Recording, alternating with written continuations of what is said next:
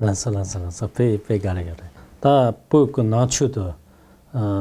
pe na napchuk ba ta pe nyu mambo zu ko tane tare te poyor ko tare chu de la cha chen bo da na rene de la cha chen bo zo yore yena nga chu poyor ko tare shium ba chi girgin na ra ga tane kwe ba na ra kurang zu na te zam zu de poyor ko chu de la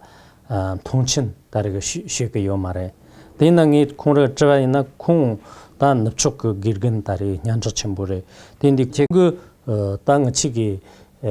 보여나요니 보여 그 나추데라 스타스탄 가세요 되네 그런 거고네 다는 보여 그 추데라 로종시야 다나 되네 냐len시야 다나 되네 단 대소 다리 스타가 가세요 연도 니더 저하시기 Okay, so first, I definitely agree, and even in my lifetime, and the part of my time that I spent studying Buddhism, I saw a tremendous growth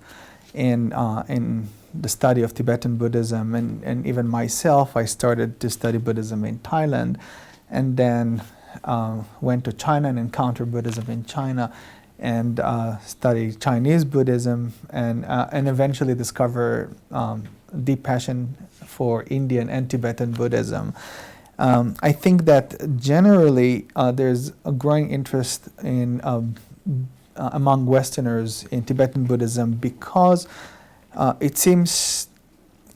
to me and to a lot of other Westerners that Tibetan Buddhism has more fruitful connection with development in Western philosophy, Western religions, and Western science. For example, the conversation about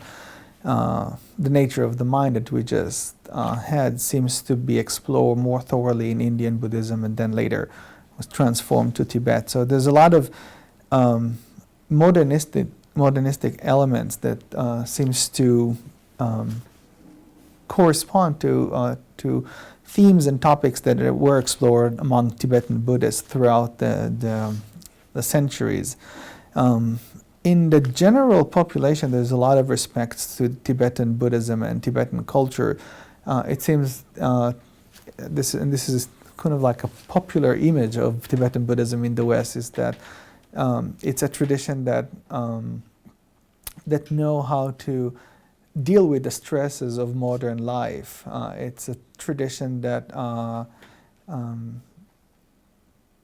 can find a joy in life, and when a lot of Westerners have encounter with Buddhists and with Tibetans, either superficially or more deeply, they are really at awe with the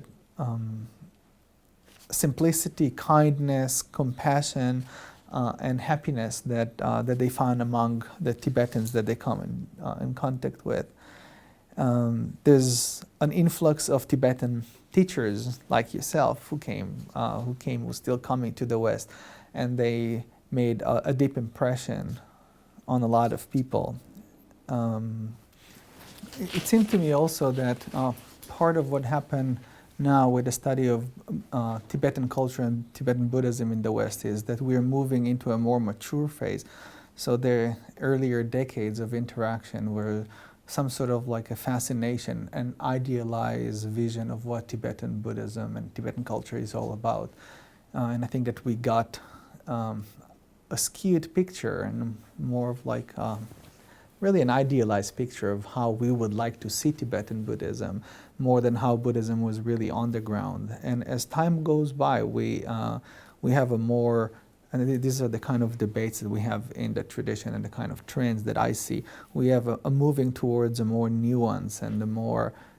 on-the-ground appreciation of Buddhism in Tibet and the way that Buddhism is developed. And part of it is a very intensive effort to translate as many texts as possible. A lot of ethnographical works of people who are going to